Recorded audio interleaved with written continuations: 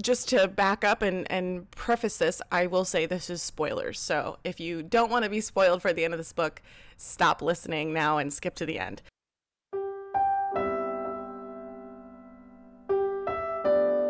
This is kind of nice. It's a nice little fireside chat-esque.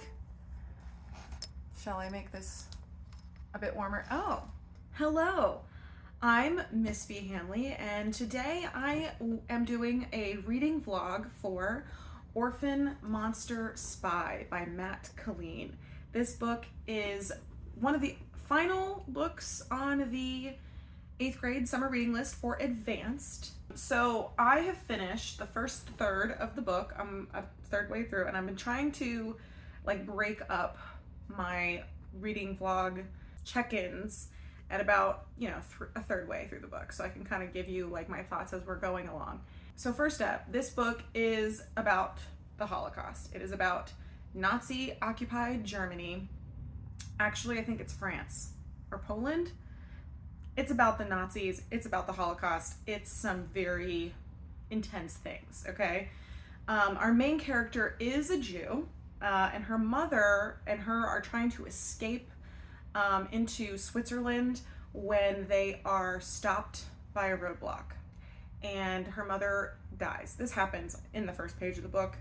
It's not a spoiler, but her mother dies and she witnesses it, and so she has to continue her escape and try to survive.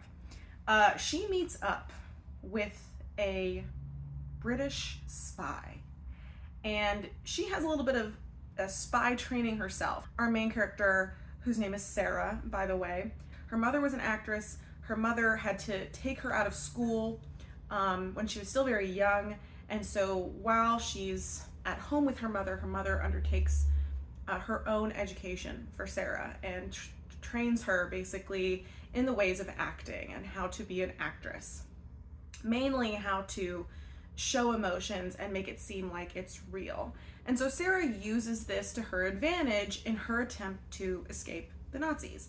When she meets up with this British spy is when he recognizes kind of her almost natural ability to fake it and kind of enlists her in his plan to defeat the Nazis. To be more clear, I wouldn't say that he's forcing her to do it.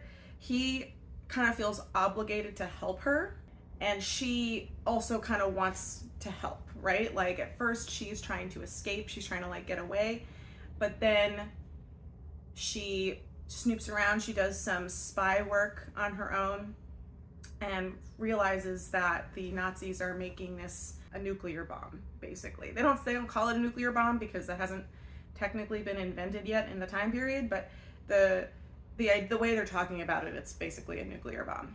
She wants to help stop them making it and, using it against their enemies, the Nazis' enemies. She actually she volunteers to help this spy stop the Nazis. So it means that she has to basically go undercover into this Nazi girl school. It's a school for German girls who, the Nazis are basically training to be perfect German women. She is going undercover at this school to try and meet up with the daughter of the guy who is inventing this nuclear bomb and get, access to the home, to the plans, all that kind of good stuff. At least that's what we think is the plan. Something I will say about this book, whereas with Renegades and Concrete Rose, those were definitely advanced because of the content. This is advanced because of the content.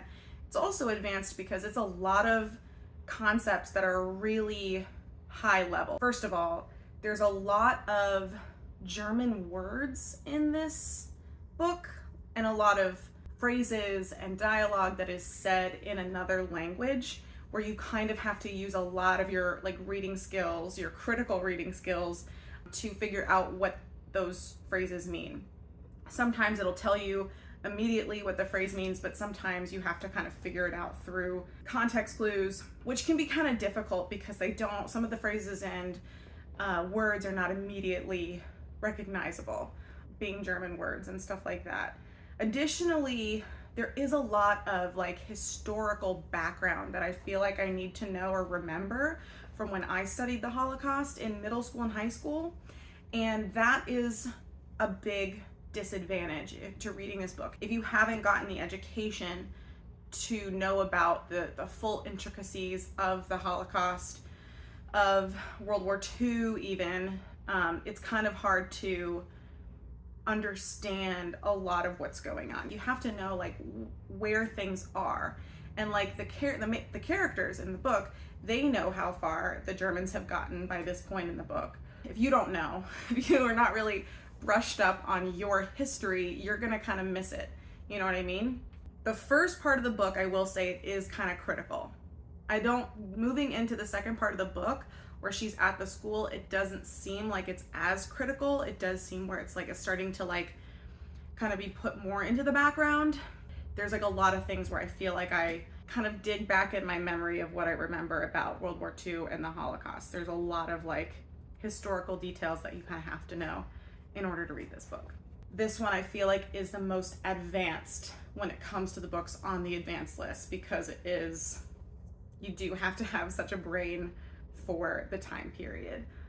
It's pretty graphic, it's talking about some really intense topics. It's talking about the Holocaust, which is a hugely depressing and sad event in our history. And on top of it, we're getting into the character herself being Jewish and having this very much internal conflict about herself and how she feels about being Jewish versus being German. And then of course, like her dealing with the death of her mom, literally witnessing this graphic death of her mom is really intense. And once I get through more, I will definitely talk more about the school aspect, because now that she's at the school, a lot of stuff is going to come up. But yeah, I want to wait to talk more about that when we get into it. So as far as my first impressions go, definitely the historical context is a big thing to remember about the first part of this book. And the second thing is the language, is picking up phrases in the language and understanding kind of like what those words mean, using your good like reading skills to pick up those vocabulary and the different languages and stuff. I'll see you soon when I've gotten through the next third of the book.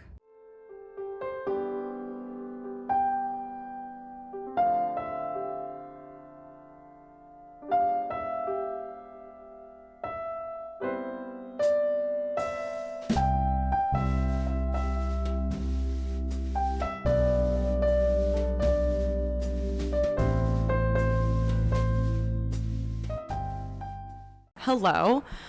Editing Brenna here to just quickly address some of the audio in the next part of this video. For some reason, my microphone was messed up while I was recording, so I do apologize. I adjusted the audio to make it as easy to listen to as possible, but hopefully it's not too bad. So on with the show.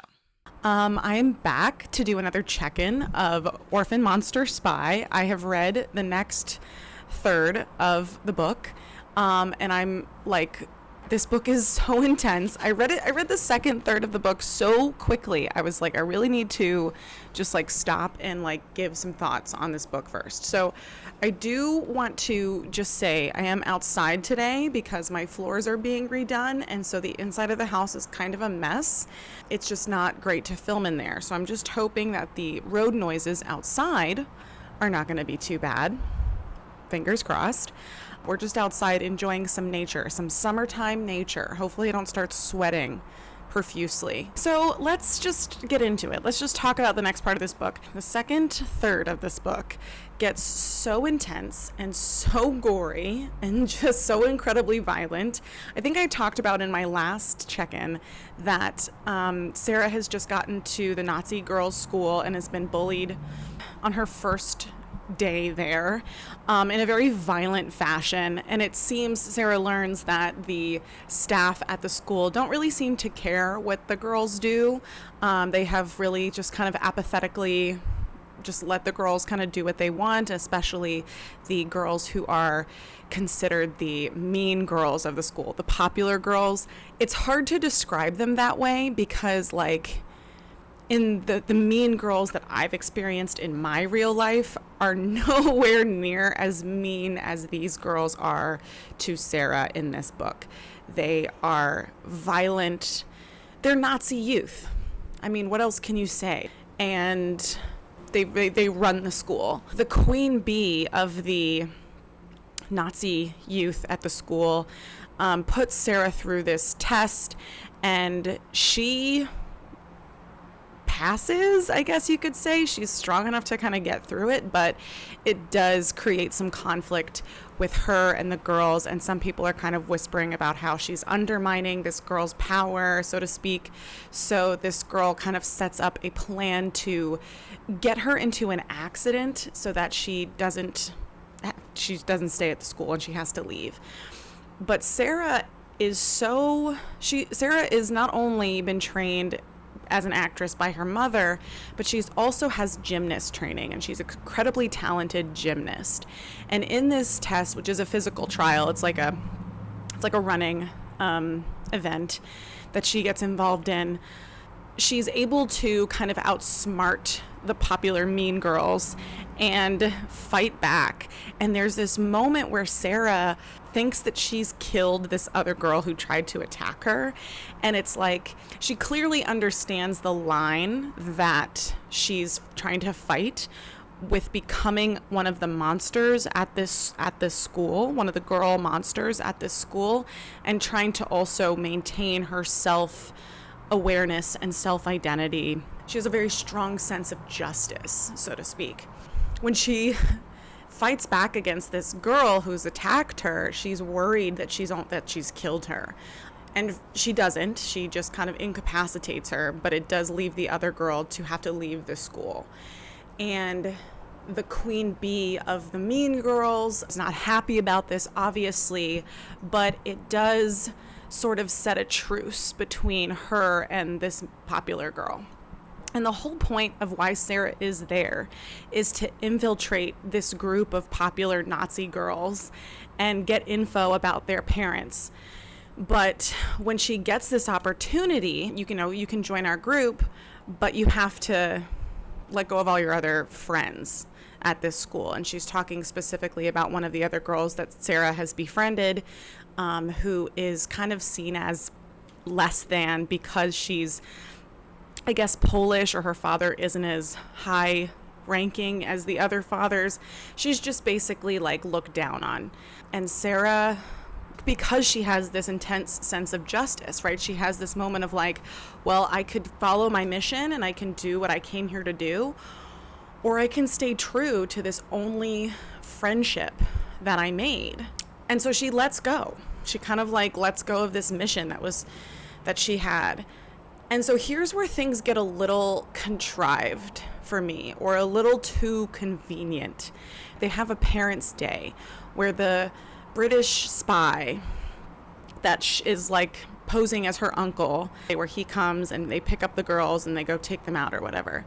She tells him that she failed, right? That she was given a chance to join the Nazi girls and infiltrate them, and she declined it. And, she's like, does this mean I have to leave the school? Which she kind of wants to. She recognizes that this school is not worth her time. It's not a real school because the kids are running it. The lessons that they're being given are basically opportunities to indoctrinate them with propaganda, with Nazi propaganda. And she just doesn't see any value in staying there other than having this friend. So Sarah mentions that she has been eavesdropping on these popular Nazi girls and gets some information about the girl whose father is building the nuclear bomb. And so the British spy comes up with this plan to sneak into the household of the bomb maker as the the stable man, the stable hand or whatever. And the plan is like really kind of shoddy. It's not altogether foolproof. From the beginning, even Sarah comments on how kind of like shoddy the plan sounds, and it's really weird that he would choose to kind of go about doing this plan in the first place when it doesn't really seem like it's going to work out anyway. Like it really seems like he's going to be, it's like a death mission, a suicide mission essentially. And he can't necessarily like go on a suicide mission right now because Sarah is also kind of depending on him. She's pretending not to depend on him, but she does ultimately depend on him being alive, right? Like what would happen if he were not alive? What would happen to her at the school? Like it would kind of like put her in a pretty bad position. This is where I feel like I don't have enough historical context about the book to really understand his motivations for doing it, because they give dates in the book, but like, is it because like we're getting too close to the bomb being built? Is it like imminent that it's going to happen? Is that why he rushes through this plan? I don't really know, because I feel like, again, I have to have pretty in-depth, almost expert level knowledge of World War II in order to fully understand his motivations and why he would do this. Anyway, so it backfires, the whole plan messes up, and Sarah basically has to save him. And this is, again, where things get really convenient and extremely lucky for Sarah. And that's not to say that luck and convenience didn't happen in World War II for some people, right? Especially for some Jewish people. Some Jewish people got lucky. They were able to find others who were helpful to them in avoiding the Nazis and avoiding being sent to concentration camps. But at the same time, it does seem a little contrived for Sarah to be in multiple situations that she gets out of, like, without any consequences, really. Okay, so Sarah, has to lead these Nazis who are hunting the British spy away from him. And she, conveniently finds this horse stuck in the mud, and she's able to pretend that it's her horse. And there's this Nazi soldier who comes up and he's like, what's going on? And he's so young. He's such a young soldier that he like kind of is duped by her story, and it's able to lead the other soldiers off of his trail. But then, of course, when she goes back to the British spy who's like effectively dying from a gunshot wound, she tries to clean him up to like save him, but she doesn't have the like medical knowledge. So she ends up going to a local clinic and pretending like she's from the school to get supplies, to get like medicine to stop the infection, but then is recognized by one of the nurses there. And the nurse conveniently is either Jewish or Polish, but for some reason she's against the Nazis and doesn't recognize that Sarah is a spy, doesn't recognize that Sarah isn't a Nazi girl. And it's really strange. At this point in the book, I just feel like it's really, really weird for that to happen, because it's just, like I said, it just seems so convenient. It just seems so lucky. Okay, so we moved inside. It's too hot. Rising temperatures. And as you can see, the bookshelves behind me are empty. So we're just going to pretend like this doesn't exist behind me right now. We're just going to kind of focus on what I was trying to talk about, which I was pretty much toward the end of this section anyway. Everything seems to be really lucky for Sarah. It's intense and it's gripping and it's like keeping me interested for sure. I definitely read through this next section really, really quickly because I was like, okay, like, what's going to happen to her? Like, it doesn't really seem to follow like the track that I thought it was going to. I thought it was going to be a little bit more focused on the school itself. All of the staff that works there are either super apathetic or extremely violent themselves. Like, she has this interaction with a teacher where a teacher basically just beats her up, which is absolutely wild. And on top of it, like, it doesn't make a ton of sense. The teachers are apathetic about it, but this one teacher who beats up Sarah and the teacher is sent away, which seems very odd to me because corporal punishment and violence, like hitting the kids, is acceptable in the school. Like the teachers will often hit the children with like rulers and stuff. But I guess because this teacher went off to such a degree that she was sent away. And there's this other teacher that she has this interaction with, and he's like the music teacher, and she plays piano for him, and it's creepy. It's weird. He goes and like puts his hand on her and like strokes her hair and calls her Gretel. And it's like really creepy, like the way that an older man should not be interacting with a young girl. Like it's very creepy. He doesn't say anything else other than calling her Gretel and like stroking her hair, but even Sarah is like tense at this and like is very aware of the fact that he's like acting this way and acting strangely toward her, and she doesn't want this attention from him. It's hard to understand a lot of the background of a lot of the characters besides Sarah because I feel like it requires some historical knowledge of World War II and what happened in Germany and with the Nazis and the Nazi Party and Jewish people and the intricate politics that were involved in this time period. That's one of the barriers I will say about this book, is that it feels really like a political thriller meant for teens.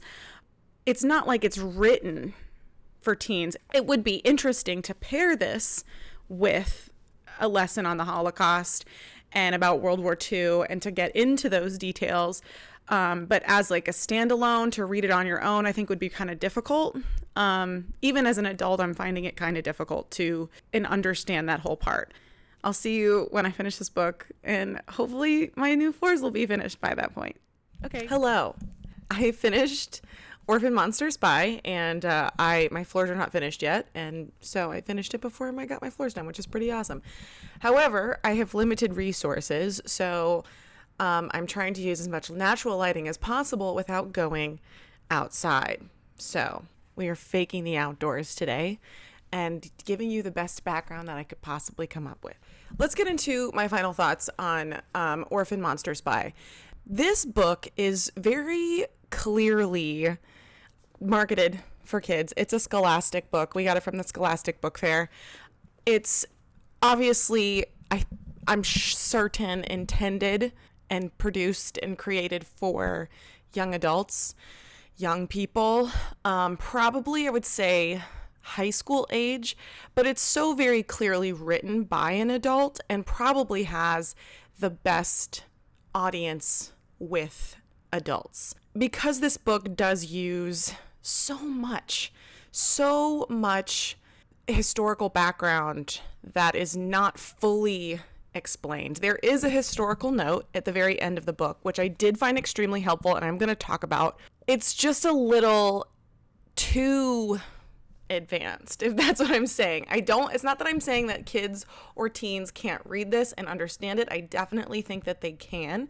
In my opinion, even as an adult, even as fully formed adult myself, I need some more information about the story, about the historical background of this book. I left off with Sarah having this incident with her British spy that's posing as her uncle and him being injured and her having to take care of him and all of these kind of convenient things happening for her so that she is able to help him survive and so that her cover isn't fully blown.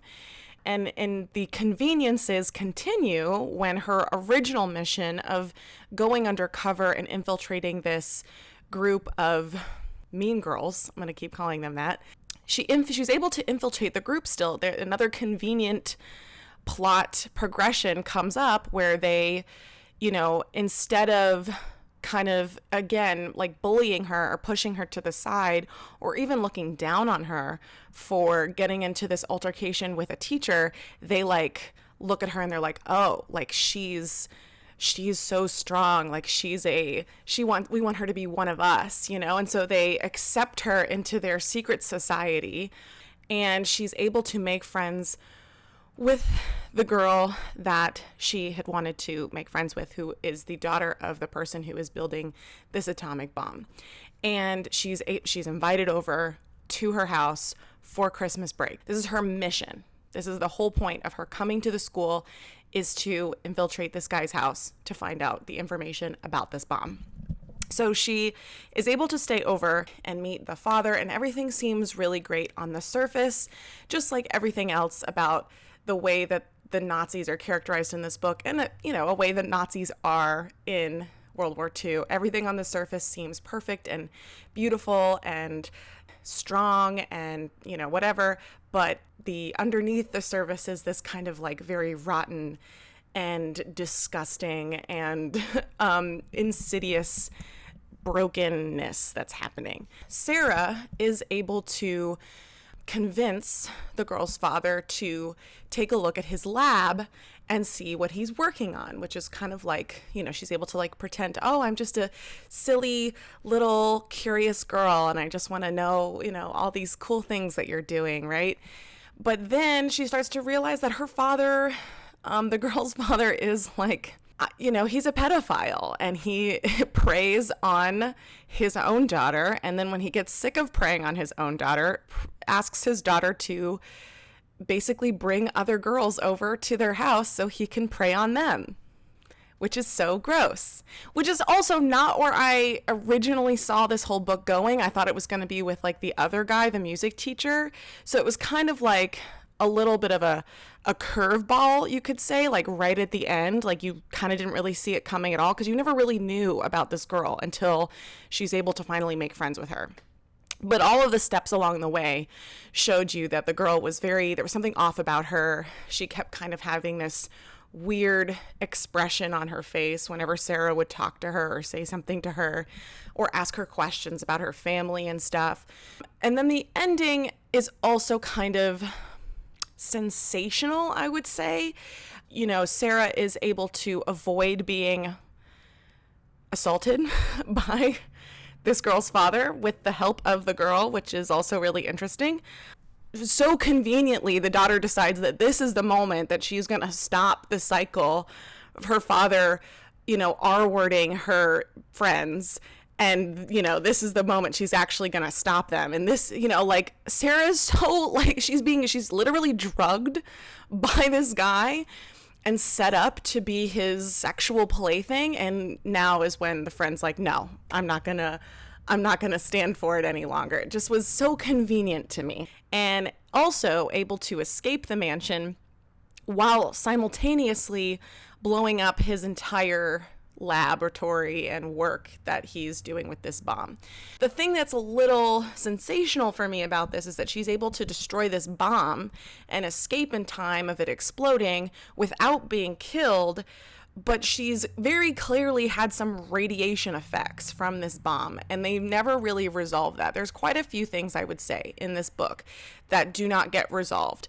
She leaves the school with no notice, and there are a couple of loose ends that are definitely not resolved in the book. And I guess that's probably the most believable thing about this, is that of course she wouldn't be able to resolve her old friendship or her other relationships with the school, but there is somebody who does come back later, and this is where it kind of a head scratcher for me. I don't know why this particular thing had to be resolved, but the other things were not.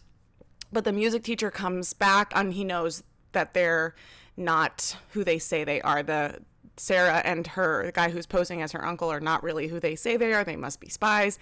And so he ambushes them at their home outside of the school, and Sarah is able to basically get his story out of him, which is that he had a daughter who was mentally ill, who had Down syndrome. They didn't say that she did. They just kind of like alluded to it. But he basically killed her in order to be a part of the Nazi party. And it's like something that's like emotionally traumatizing for him, but then they kill him.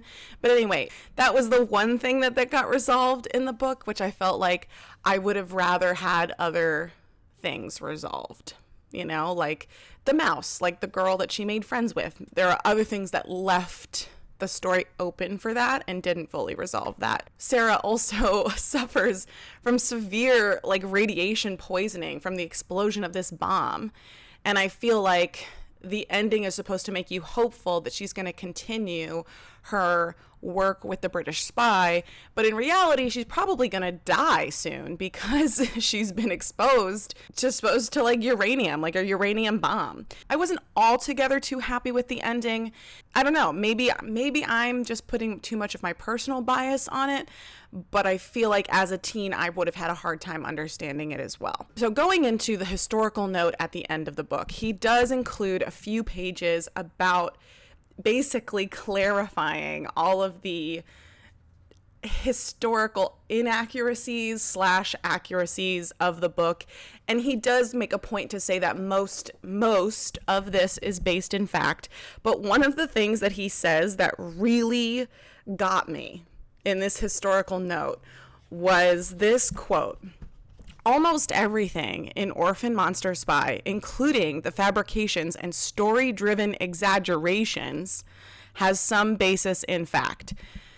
There are I feel like so many fabrications and story-driven exaggerations. Story-driven exaggeration is really an exaggeration to me because there are just, it's very exaggerated, you know? I mean, like, in my opinion, I feel like the plot of the book was just so convenient. Despite all of the bad things that happen to Sarah, like it is very bad. She does go through an immense amount of trauma and horrifying things. Just so convenient that Sarah was the one who was able to get out of it, luckily, you know? There was tension, but not enough tension to make me feel like that either Sarah or the British spy were going to die. It almost felt like at the end that of course they're going to survive.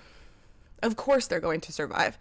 Additionally, it just felt like it was like writing that line, right? Like, I don't want to go too far with this book because it is a YA, but I'm going to set up these situations that are very close to being real. I liked it. It kept me reading. I kept reading page after page. I finished it really quickly. Obviously, this is only a couple of days later that I finished it, but I do have some reservations about the whole thing in and of itself. And I feel like the historical note, you almost have to read the historical note in order to understand some of the things that he adds into the book. And I also wish, the only thing that's not in this book that I really do wish that there was, is a glossary. If this is a YA novel or even a young, like a junior fiction novel, I feel like the glossary for American readers of the German words and other words that he uses in the book needs to happen. You really do need to have a glossary of terms for some of the things that are not defined in this book. I'm not trying to drag on this book too much because I do think that the story in and of itself is important, because I think that the way that he approaches the characterization of Nazis in Nazi Germany is really important, because he says something in the historical note of like, there's a myth about how the Nazis were so together and kind of like perfect and orderly, but in reality the way was not, that's not really true, right? There was a lot of internal corruption and wrongdoing, and people who weren't necessarily completely sold on Hitler's message. They were in it for themselves instead of like for Germany. And the characterization of all of the like Nazi characters in that book follows that message, which I think is definitely important, and an important perspective to have when we do talk about Nazis and the Holocaust and what they did to the people in Europe. I didn't hate it. I liked it. I enjoyed it. I had a good time reading it.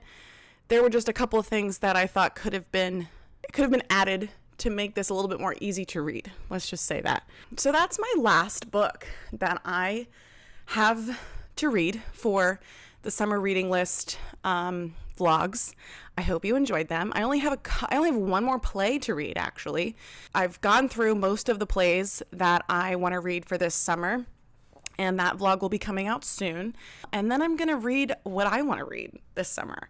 So I'm kind of excited about that because I've got still a lot of books that I want to read on my bookshelf. Not currently on my bookshelf because I've had to take everything out of my house, but like virtually, imaginatively in my head, in my bookshelf, in my head, Okay, I'm going to stop talking now. Hope you enjoyed this little review of Orphan Monster Spy, and if you read it, tell me what you think. Maybe I'm being a little too critical. It's a possibility. If you disagree with me, if you agreed, I'd also like to hear your thoughts as well. And if you think there's another book that would be, different or in the same vein as this, I'd like to give it a try too. Thank you so much for watching. Don't forget to subscribe, and have a great summer, and I'll see you in class. Bye.